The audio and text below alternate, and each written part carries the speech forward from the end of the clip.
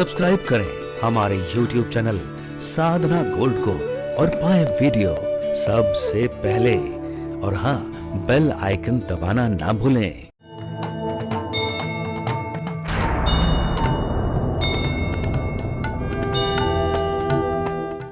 नंद बाबा और यशोदा मैया के पास कुशल क्षेम लेने के लिए आया हूं।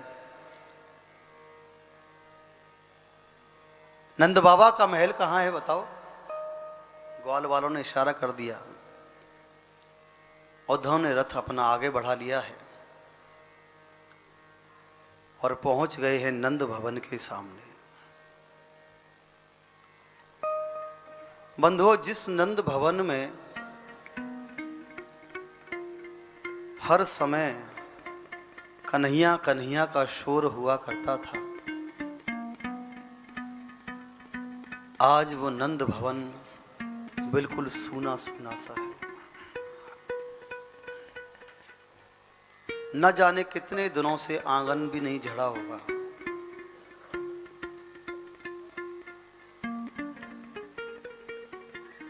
उद्धव जी ने नंद भवन में प्रवेश किया।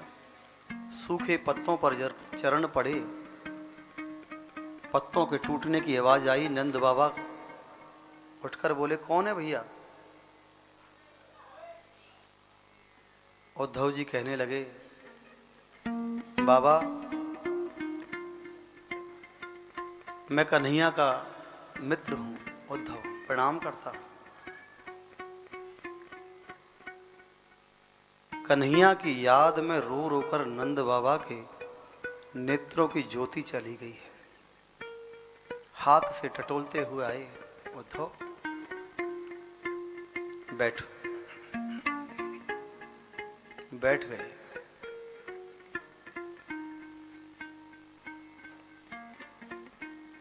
उद्धव जी कहने लगे, मैं संदेश लेकर आया हूं।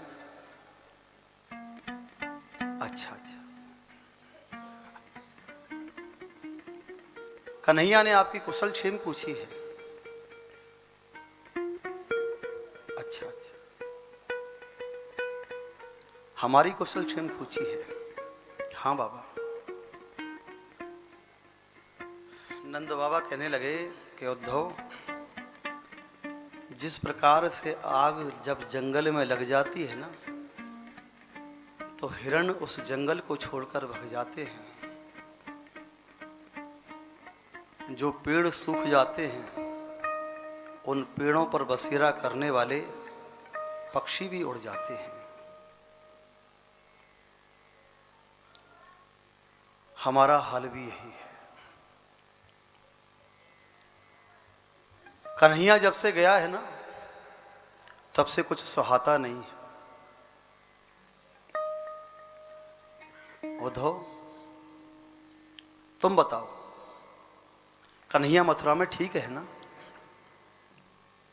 हाँ बाबा। बाबा मैया यशोदा के दर्शन करने हैं। नंद बाबा कहने लगे कि भैया उद्धव, यशोदा अंदर कक्ष में है, जाओ जाकर मिल लो। उद्धव जी ने प्रवेश किया, मां यशोदा को प्रणाम किया। मां, मैं कन्हैया का मित्र उद्धव। मां यशोदा कहती है, अरे भैया जरा धीरे बोल, जरा धीरे बात कर, इतनी जोर से मत बोल। बड़ी मुश्किल से कन्हैया को भी पालने में झुलाया है, सुलाया है। दिन भर बड़ो परेशान करे। कभी माखन मांगे, कभी चंदा मांगे, कभी तोता मांगे, कभी बहू मांगे। बहुत उत्पाती है, बड़ी मुश्किल से सुलाया है। इतनी जोर से आवाज मत कर।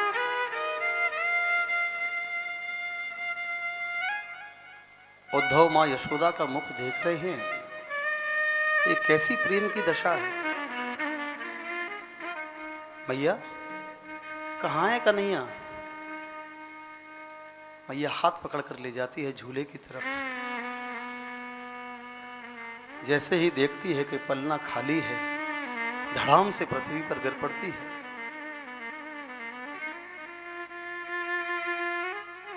उद्धव के ज्ञान की कड़ियां खुल गई दृश्य को देखकर।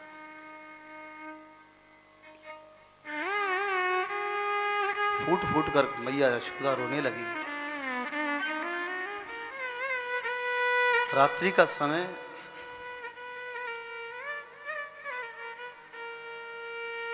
नंद बाबा मैया यशोदा बैठे हुए हैं। उद्धव ने पूछा, बाबा एक बात पूछूं? हाँ उद्धव। क्या कन्हैया की याद कभी आती है?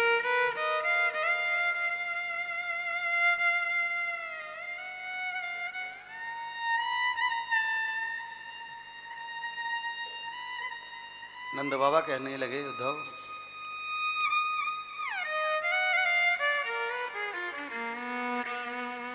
कछु मत पूछे उद्धव,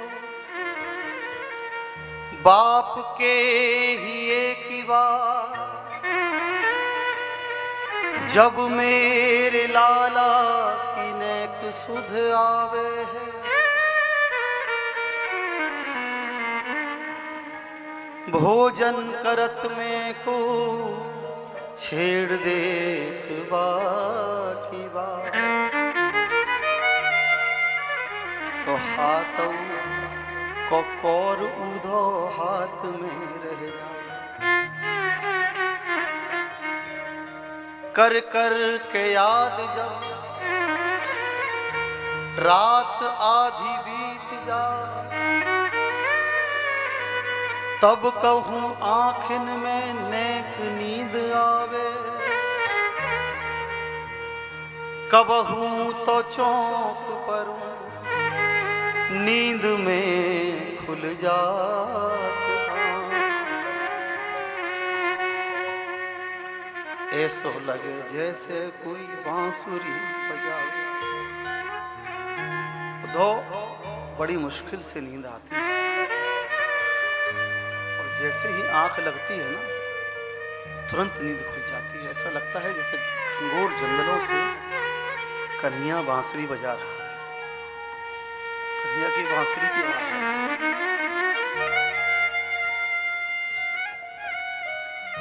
उद्धव सोच रहा है कि ये किस प्रेम की पराकाष्ठा है, कौन सा प्रेम है, कैसा प्रेम है। जो उद्धव ज्ञान की भाषा सिखाने के लिए आया था ना, वो सब भाषाएं भूल गया। पूरी रात कन्हैया की चर्चा होती रही, पूरी रात कन्हैया की वार्ता होती रही।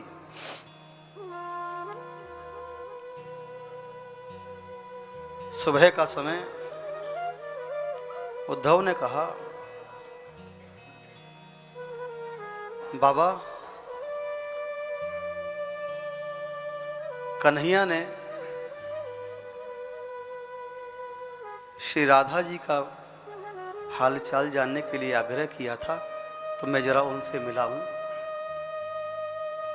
उद्धव जी वहां से चलते हुए यमुना जी के किनारे पर आए हैं, जहां निकुंज वन में श्री किशोरी जी अपनी सखियों के साथ बैठी हुई हैं।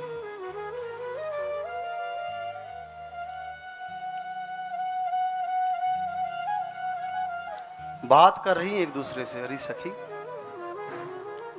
देख ले आज भी कोई संदेशो तो नहीं आयो।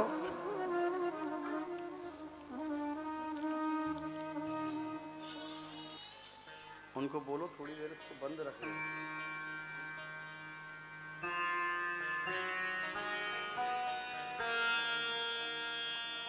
किशोरी जी को जाकर प्रणाम किया है।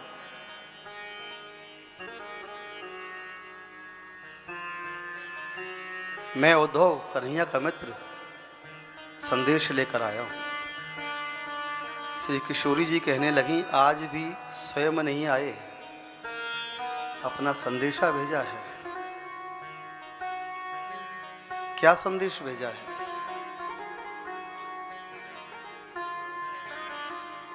श्याम सुंदर का दिया हुआ पत्र किशोरी जी के हाथों में दे दिया। जैसे ही उस पत्र को किशोरी जी ने खोला है, उस पूरे पत्र में एक भी शब्द नहीं लिखा हुआ।